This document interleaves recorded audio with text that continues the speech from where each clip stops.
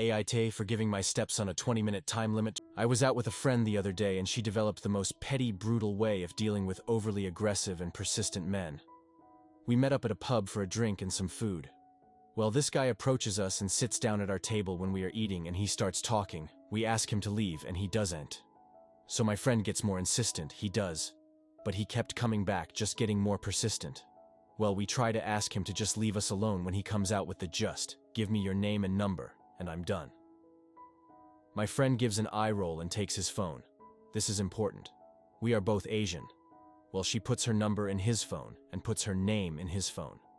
Go you Pukor Health and adds her number. It was a number to a gay escort service. When she told me, it killed me. I laughed so hard, it was brilliant. For someone who doesn't get it, that's not a name, just say it phonetically. You will get it. What's something men do that comes across as creepy? We found out this weekend that my 36F spouse, 37 me, of 10 years is gay. He asked for a divorce Thursday, citing that he cares about me, but that I'm not the right person for him. Through many tears, big feelings, a touch of snooping on my part, and a lot of honest conversation, we made this discovery together. Or at least he came to acceptance of this with me. Last night he went out to the bar with some friends. His friends came out to them, and they were so happy for him. Honestly, losing him to being gay feels less hard than losing him to not being enough as a wife for him. But his friends' happiness for him threw me into a spiral because all I could think was, what about me? I'm a person who feels things very strongly and so deeply. I can't just turn off my love for him. And through all this, I also feel betrayed. Not because he didn't know himself, but because a year ago he downloaded the Grindr app and started interacting with other men. He saw it as interactive porn, but he sent dick pics out. And now I found out he's been texting with a man he met through there. When I asked if I could see the content of their conversations, he told me that he couldn't because the other person is private. I couldn't help but say, fuck that guy, I'm your wife. If he's been sending out dick pics, I also want to know if he's been emotionally unfaithful. We've talked about how we both love each other and want to stay close to each other because we have 2 kids. But I'm grieving the fuck out of the life we were supposed to have together. Our kids are adopted, and I wanted to try for a biological child. I'm 36. Finding someone else, falling in love, and having a baby before I'm physically unable to feels impossible. And I first need to get over him anyway. I don't know why I'm here. I'm not sure if it's for advice or commiseration or to throw a pity party. I just feel like my life is coming down around me. TLDR, husband asked for divorce. Realized he's gay. Either way, I'm losing the life I thought we'd have, and I'm broken Ada for yelling at my dad's girlfriend for accidentally throwing away my contacts. My dad, 53M, has a girlfriend. They're pretty serious. They've been dating a couple of months. My mom, 46F, passed away a couple of months ago. My dad, since then, now has a new girlfriend. Tammy, 48F. For a while, I felt like an asshole because she hadn't done anything for me to not like her. My dad and his friends kept getting on me to be nicer, how my mom would want me to like her and to move on, whatever. I didn't even get a bad vibe from her. I just didn't like her. But, hoo boy, did that change. Drastically. I'm 18, I live at home. I'm currently enrolled in college as a full-time student. Anyway, my dad felt compelled to mention to Tammy that my room could be organized by her. Weird, but I didn't want to say no, at least not in front of my dad. She then decided to start the process by starting to attempt to rip the posters and pictures off of my wall. She stopped after I told her to. Then, then, came the contacts. I woke up this morning and unbeknownst to me, she came over earlier to help my dad clean our house. I internally groaned when I woke up and heard her voice. But that's besides the point. Anyway, I woke up and went to the bathroom to put in my contacts, which are daily pairs, hair kept in a little storage box on the back of our toilet. So, I went to grab a pair, and nothing was there. Not even the box where they came from, which I need to remember my solution when time comes for ordering more. I start looking around, in the cabinets, under the sink, even in the trash can in the bathroom. Everything was empty. A horrifying thought came over me. I went into the living room and asked them if they had moved my contacts. My dad said no. Now I understand, creepy guys. I'm a 22-year-old male and I was new in town. I decided to hit up a couple bars. I decided to chat up an older gentleman who was sitting by himself. He was in his 60s and retired. We had a pleasant conversation about work, life, and general small chat. He pays for my tab, which I take as a friendly gesture, and I leave the bar. I didn't think much of them at the time, but he mentioned 2 or 3 times that, "You're all right," and "I like you." These statements were usually accompanied by a weird eyebrow raise. The man decides to tag along as I go to the next bar, and also pays for my tab there. At this point I begin to think it's a little strange, but I figured he is lonely and just wants to talk. I didn't spot a ring on his finger, which solidified my misguided theory. To play on it on the safe side, I mentioned I'm dating a girl at the time. He didn't pick up on the hint, unfortunately. As we leave, he puts his arm around my waist. Now I'm a small guy, 5'9" and have a fit, but still pretty petite build. This man was about 6'4" and his whole entire hand fit around my abs. I instantly backed away and made the dumbest excuse I could ever think of. "I need to use the restroom," I said. "You can just use mine. I live around the block," he replied. I wished him a pleasant evening and just booked it. After the experience, I felt incredibly vulnerable. It's hard to describe the feeling, but I know many of Redditors on this sub have had similar situations happen to them on a regular basis. Being on the receiving end really put things into perspective for me. What's your creepy girl story? I met a girl online. She seemed normal enough, so we ended up going out for a drink. I found out that night that she actually lived an hour away in a rural town, but whatever. Well, we went out, had a drink, then went to go play pool. We drove over in my vehicle, and when we got to the pool hall, she checked her phone and saw she had a text from her ex-BF. She proceeded to cry incessantly. I was trapped. I didn't know what to do, so I offered to take her back to her car. She said she wasn't sure if she could drive, and she asked if I would take her home. I declined, saying it wouldn't be a good idea because A, her car was like a mile away. B, she lived an hour away. C, how in the hell did she plan to get to her car the next day? So she agrees for the night to end, all the while apologizing vigorously. The next day she texts me, apologizes, and offers to buy me lunch. She seemed all right when we were getting to know each other, and I was bored, so I figured what the hell, and gave her another shot. She brought her kids to the lunch. When I saw them get out of the car, I texted her and said that it wasn't okay for me to meet them. She became irate and said her sitter canceled at the last minute. Even though the drive was an hour long from her house, she didn't find it important to ask if it would be weird for her kids to come. It was at that point that I stated I was no longer interested. Now for the creepy part. 2 days later, she texted me, but I didn't respond. She kept at it and kept asking if I wanted to go out the next weekend. After multiple texts, I messaged her and said I wasn't interested, and I had plans to take my friend out for her birthday. This resulted in even more irate messaging about how she wasn't comfortable with me going out with other girls, and so forth. This resulted in her getting blocked. Turns out she took a guess on where we would go, since there was only one nightclub in the town. And she showed up. I had to tell the birthday girl that I was leaving and to call me when she was ready to go. My night was ruined. Birthday girl got home okay, in case you're wondering. But wait, there's more. A couple of weeks after that, there was an ice storm, and the power had gone out in the area. I ended up going over to a friend's house to hang out since they had a generator. We were playing cards and enjoying ourselves. Suddenly, I get a text from a number I didn't recognize.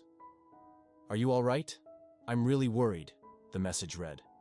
"I'm fine. Who is this?" I replied. "It's Creepy Girl," she responded. I ignored it and put my phone down. The next message sent chills down my spine. "I'm really worried. I'm standing outside your house and all the lights are off. Are you sure you're okay?" She had never been to my house, and I had never given her my last name. My final message before blocking her involved not contacting me, or I'd call the police. It turns out she was a secretary or some shit for a police department, and she ran my tag to find out where I lived. Drove over an hour to my house in the midst of an ice storm, then got a new number all so she could check up on me. I was at a friend's birthday party for her dog, probably was just an excuse to have people over and get drunk. And another friend, let's call her M, is also there. I had known M for a couple of years, but I only really ever see her a couple of times a year. She's very drunk, and also very married. Her husband was also at the same party. At one point in the night, she asked me if I have a girlfriend, I did not.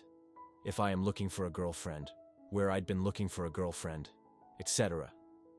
Then she says that I had been looking in all the wrong places and that, if I wanted a good girl, I should let her know. During this conversation, she also kept trying to grab my hand, and so at one point I made sure to always be holding a handful of mini pretzels in both of my hands as a sort of excuse to not be able to hold hands. I can't hold hands if I am holding pretzels. Logic. Then finally she says, "I like you, I seldom wipe. I really like you." I'm like, okay. This repeats for a while until she says, "Stop saying okay. It makes me feel like you think I'm bullshitting." Then she keeps following me around the room and keeps trying to make me dance with her until I leave. Her husband was pretty much always in the same room as us, no more than a few feet away while this was all happening. Thought I was crazy, and imagining it all, until another friend asked me on the same night as we were leaving, "Was M trying to hit on you?" A few months ago, I was walking home from school when this drunk middle-aged woman grabbed me by the arm, wrapped me in a bear hug against a wall, and started grinding on me. I wasn't interested. I had an exam the next morning, and I was just trying to get home. She wouldn't let me go, and she forced my hands onto her breasts and in between her legs. Luckily, this was over clothes. She also started punching me for no reason, as well as doing extremely racist Asian stereotypes. I'm Asian. Eventually, I got away, but I've never fully recovered from the experience, and I've basically never been able to talk about it with IRL friends. Doubt I ever will. Edit. Oh yeah, there was someone there who walked by who could have helped me. Instead, he turned away and got out of there quickly. He saw that I was uncomfortable and signaling for help, but he did nothing. I've had a couple semi-stalkerish women who creeped on me, which is weird because I'm not even good looking. But my favorite creepy girl story was just a one-off funny moment. When I was 22, I was hanging out with a couple friends just grilling and drinking, when one of them was suddenly like, "Do you guys want to go to a costume party?" Naturally, we were like, yes. So we slapped together some quick costumes and hopped in an Uber. We showed up to this place, and it was less a costume party and more 6 people in an apartment wearing costumes. But there was beer and a dog, so I was happy. Anyway, we spend the evening playing board games with this group of people who seem just as confused as we are. The entire night, there's this one girl who's sitting next to me on the couch, but she hasn't said a single word, not one. I don't think much of it. Some people are shy, it's whatever.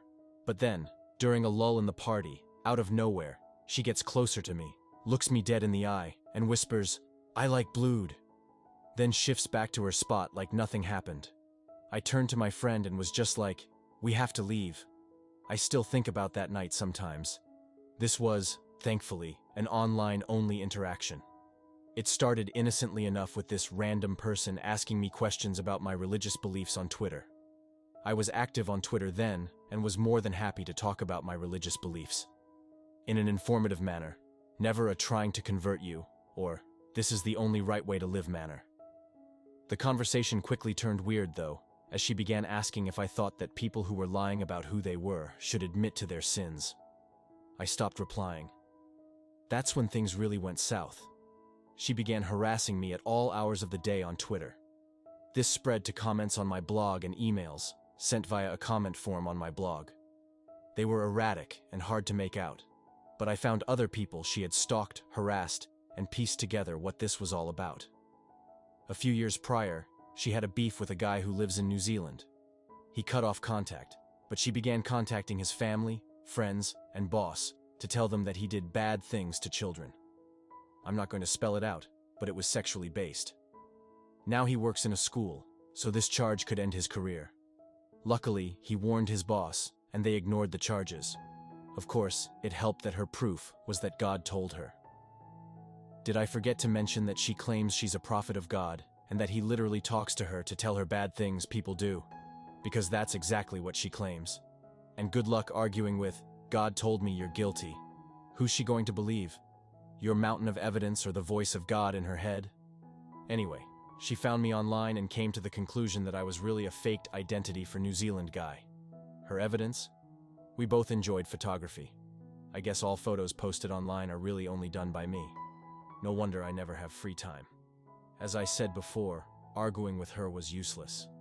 God told her that I stole the photos of my family from someone else and was pretending to be a married man in New York when I was really New Zealand guy. Can't argue with God. I tried to contact the police, but she lived in Canada and there wasn't anything they could do. I, and others, reported her Twitter account, but she always had a few spares ready to hop to. The harassment intensified as she told me that she was going to contact all the companies I did business with under my blog and tell them of my crimes. Same as New Zealand guy, since we were the same person in her mind. I had to warn a few people preemptively just in case. She also threatened to contact the local police on me, but luckily she didn't know where I lived exactly. One reason why I don't post my exact location online. She also posted threats to my wife's blog. This continued off and on for a year or so. She'd move to another target, we'd warn said target, and they'd block her. She'd then claim that we were part of some Uber hacking group that hacked into everyone's Twitter account to force them to block her when they really all agreed with her.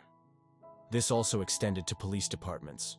We apparently hacked the police to make her complaints vanish after she was personally told that they would arrest us. Neither the hacking nor the personally told they would arrest us ever actually happened, of course. Eventually, I found her IP address and hatched a plan to block her from my website. I edited my site so that she would get a 404-page not found error if she tried to visit my page, while everyone else would get the normal site. Being a web developer is handy at times. She began lauding on Twitter her success at taking me offline. She's still online and bothering people. Boy George and the head of Firefox are among her past targets. She's left me alone for years though.